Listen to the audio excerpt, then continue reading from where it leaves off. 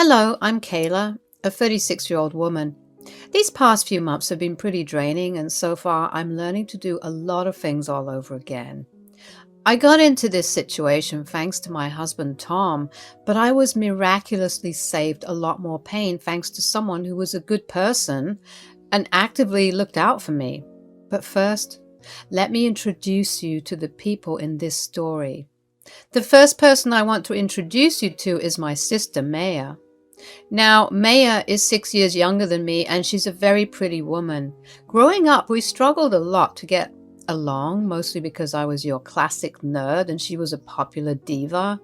She always made it a point to pick on me and for some reason seemed jealous of me at all times. My mom tried her best to alleviate all the tensions between us, but that didn't really work. When I moved out for college, she didn't really talk much, but after I graduated and when she was in her teens, we began to talk once again.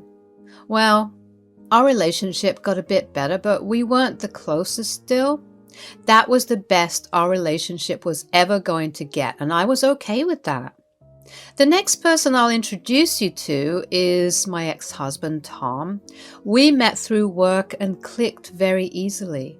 We dated for around 3 years before deciding to get married.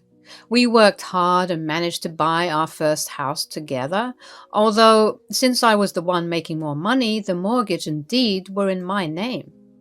After about 2 years of marriage, Tom asked me if we could have children. Honey, I was wondering about something and I need you to think about this with an open mind. All right, what is it? I've been thinking that we've been together for a while now and maybe we could start a little family of our own. Tom, you know how I feel about that.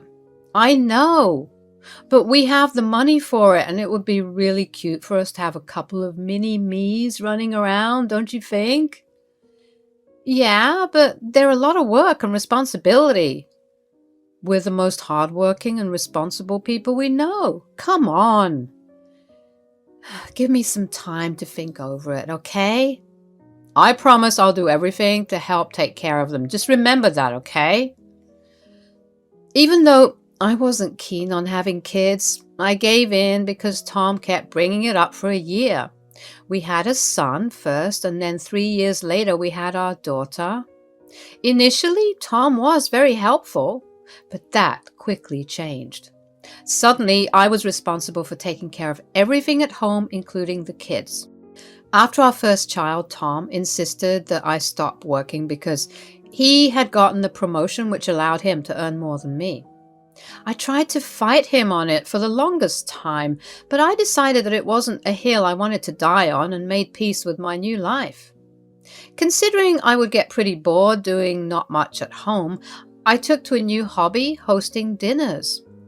I would invite my mom and sister a lot because they lived closer and my mother-in-law, Megan, whenever she was in town.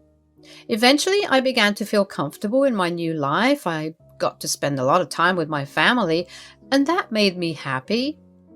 Tom and I were doing okay. I had been going through some trauma after giving birth to our second child, where I almost died, so that did have some effect on our relationship. I didn't think anything else was wrong, but oh, how wrong I was. I was cleaning the house and my room to be more clear when I happened to come across a pair of panties that I knew were not mine. I felt my heart drop as I stared at the underwear. The only question running through my mind at that point was I not enough for him? I knew that I had been behaving differently, but I had just given birth to our second child, and sure, it had been over a year since that happened and I was still feeling the effects of the birth. I had been going to therapy for a while and I was making slow progress, but I didn't think it was enough progress because Tom was cheating on me. Once the shock wore off, all I felt was anger and betrayal.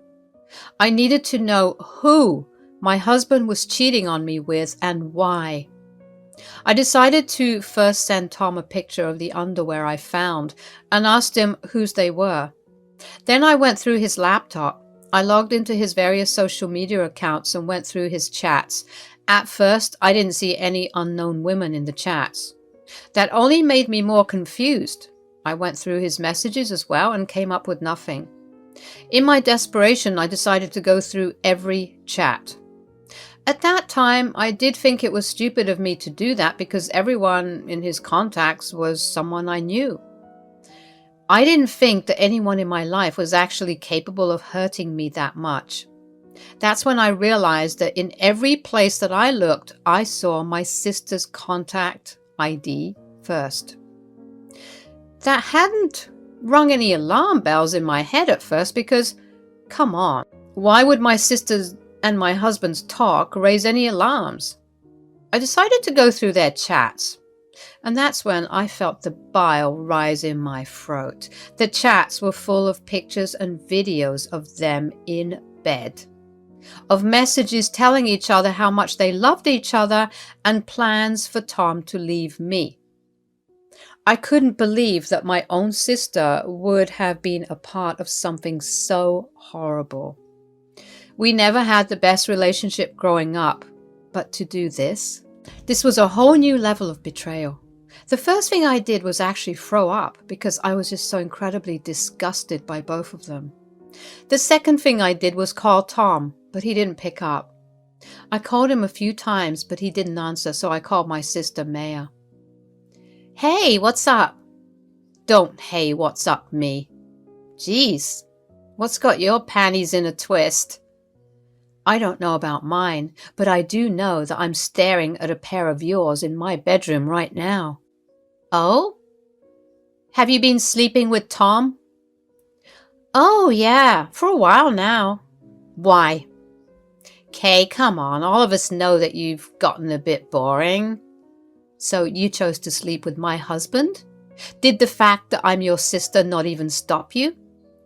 Look in my eyes. I was doing you a favor. I was getting Tom off your back so you could focus on taking care of your kids. Are you okay in the head? That's the dumbest crap I've ever heard. Look, we didn't mean for it to spiral this far, okay? I only did it because he kept making advances at me and then... He's a lovely guy, Kay.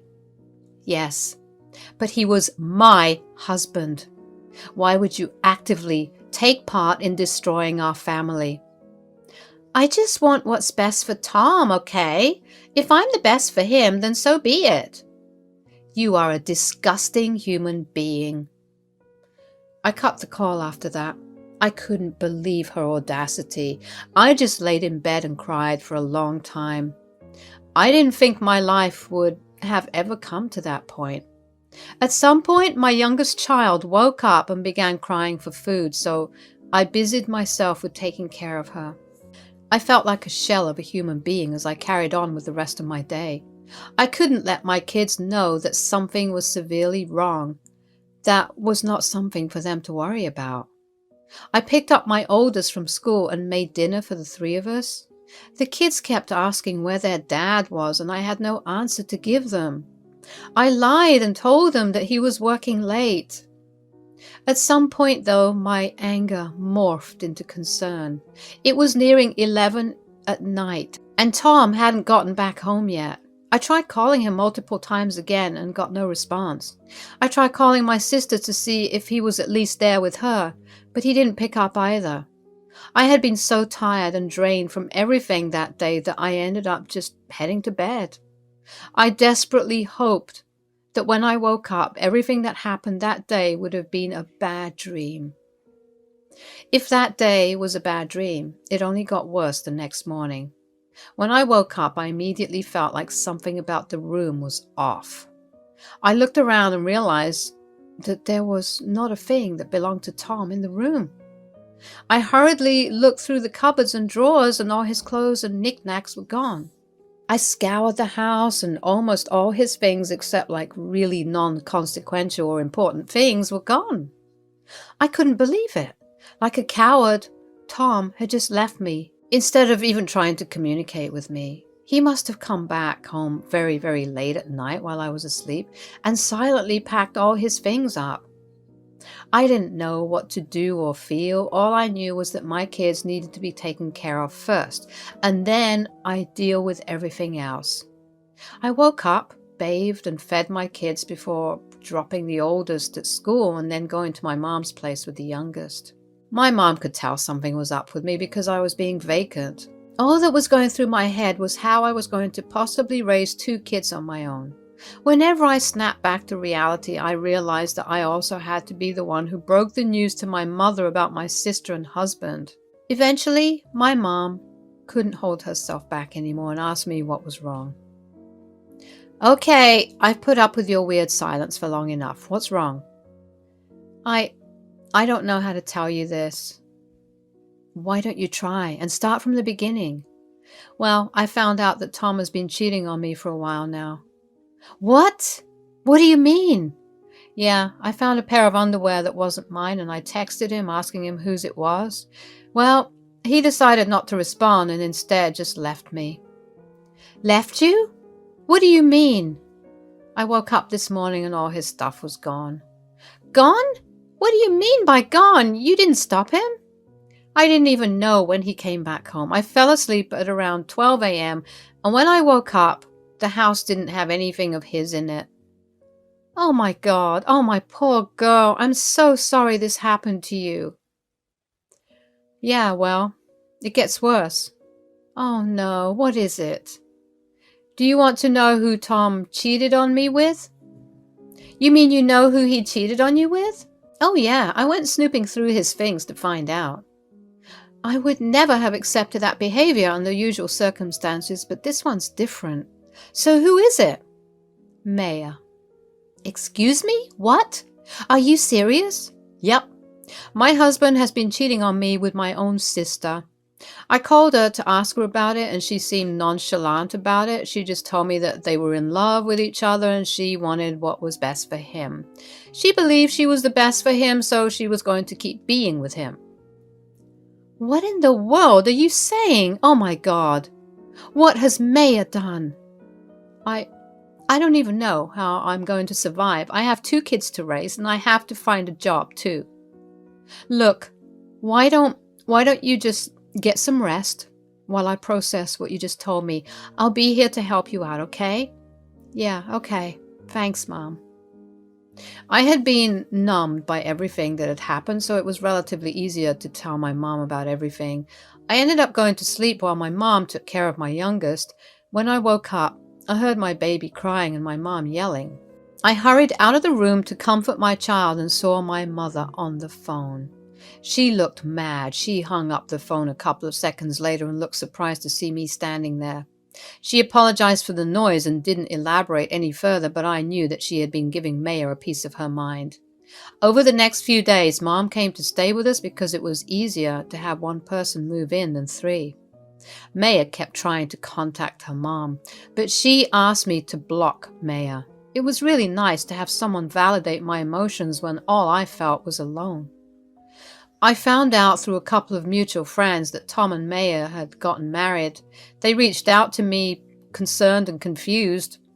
I had to humiliatingly explain things to them, but they were all thankfully comforting. All of them blocked both Tom and Maya and refused to associate with them. But from what I found out, both of them got married the day after Tom abandoned the kids and me. That stung like crazy to find out. But I mean, I shouldn't have not expected that from the both of them. When I told my mom about it, she was even more furious. If there's one thing you should know about my mom, it's that she's a very mild-tempered woman, and it generally takes a lot to get her angry, so it was really surprising to see her get so furious and upset with my sister. It was also great to have my mom's support financially. She was in no way obligated to help me out, but she really did do her best for the 3 of us. She helped me get a couple of job interviews too, because I really wanted to contribute to the family since Tom wasn't there to stop me anymore. Taking care of the kids was easy, but when they asked questions about Tom, I had to fight to not break down. Still, we made it through. A week had passed when I received a letter. The letter was sent from Tom, and I wanted nothing to do with it. I thought that the letter was some type of apology, so I didn't want to read it. I was done with him, and a week was way too long to try and make amends, aside from the fact that he literally displayed the biggest act of cowardice I have ever seen by quietly running away from his family. So I did the next best thing I could think of. I burned the letter. However, after I burned the letter, I couldn't help but be curious about what was in it. Sometimes I would find myself wishing that I had at least read it before burning it, but then I'd come to my senses and remember that nothing he'd said would have changed my view of him and his actions, so I'd let it be. The next day, my mom and I had made plans to take the kids to the fair. We had a great time, and it was fun to be in a lively atmosphere after the bleak reality I had been living. I finally got to enjoy myself, and I laughed for the first time in what felt like a long time. My mom and I de-stressed that night over a bottle of wine where I told her about the letter. So last night something came in the mail for me. Oh? What was it? It was a letter from Tom. What? What did it say? I don't know. What do you mean? You opened it, right? No, I didn't want to deal with anything he had to say, so I burned the letter. You burned the letter? Kayla, what if they were official divorce papers? The envelope didn't look legal whatsoever. I know it wasn't that. Well, all right. If you say so, what do you think was in it? I don't know, maybe a half-hearted apology or even a request to return his last remaining things? I wouldn't put it past him to do that. But how are you feeling about this whole thing now? Well, today was definitely a good day. It's hard, especially when the kids keep asking me where their dad is. I mean, what do I even say? I guess it gets better as the days go by, but only marginally better. As long as it's getting better. I'm always going to be here for you, and just so you know, I'm working on disowning your sister. Everything I have will go to you and the kids. Oh, Mom, that means a lot to me. But are you sure you want to do that? Maya is still your daughter. I know you girls have had your differences growing up, but to do this when both of you are well into adulthood and be so unapologetic about it is unforgivable. I raised the both of you better than this, and Maya clearly did not care for it, so she's no longer my daughter. Obviously, I would have been upset if Mom's mind changed so easily when I asked her if I was sure. But I knew that Maya was still a baby that she had birthed. I mean, I could never imagine how hard it must have been for my mom to do that, because I could never imagine doing that to my kids. It only made me even more grateful to have someone so supportive of me with me. Another 3 days go by and I get a knock on the door. That was strange because I had not been expecting any guests, and aside from my mother who was at work, there was no one who ever came over. I cautiously opened the door and saw two gentlemen standing in black suits. I only opened the door slightly and I asked them who they were. They informed me that they were lawyers and had come over to deliver something to me. They handed me a note first and then a check. It was written out to me and it was a whopping $750,000. My jaw fell to the floor when I saw the amount. I tried to tell the lawyers that there must have been a grave mistake, but they assured me there wasn't, and they urged me to read the note. The first lines on the note were, "Thank you for saving me." As the note carried on, I realized that this money was from my mother-in-law, Megan. In her letter, she went on to explain that she had been in town 3 days ago and stopped by our place to visit the four of us, but no one was home. She called Tom and he tried to make a big show about entering the house, but his keys wouldn't work. I had the locks changed immediately after he had left. The letter continued with Megan explaining that she had felt something was off because Tom had been behaving weirdly, so she forced him to tell her what was wrong. He had admitted everything and she was disgusted by his behavior. She explained that she felt bad for putting me through something so horrible, but she wanted to let me know that all her inheritance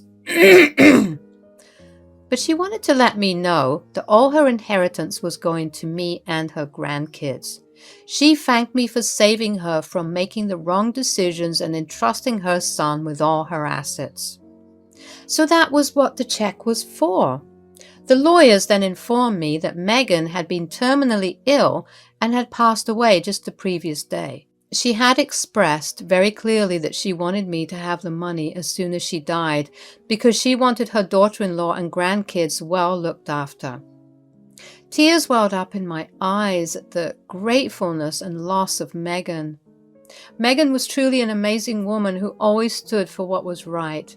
It was one of the many reasons that Tom had always felt so scared of her, yet I found her comforting.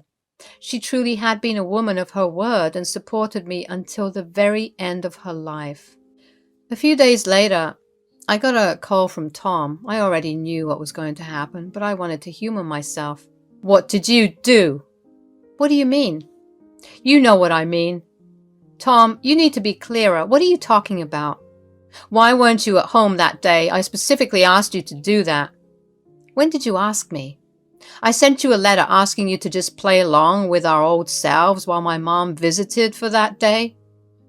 "Oh, is that what the letter said? Did you not read it?" "No, I burned it before I could read it." "You robbed me. My mother was going to make my life easier with the inheritance, but you stole it because you're a selfish person." "That's really rich coming from you.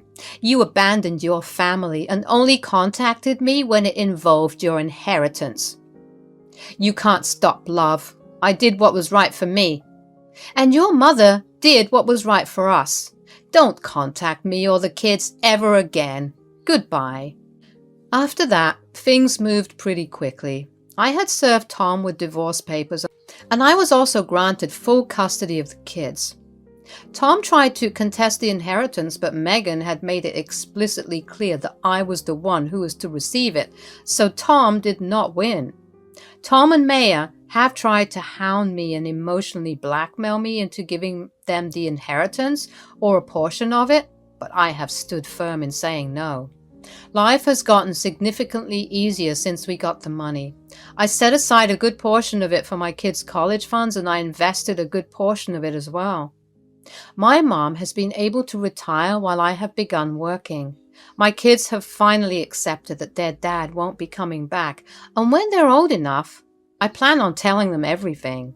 I'm still dealing with the pain of everything, but I know that there's only one way to go from here, and that's up.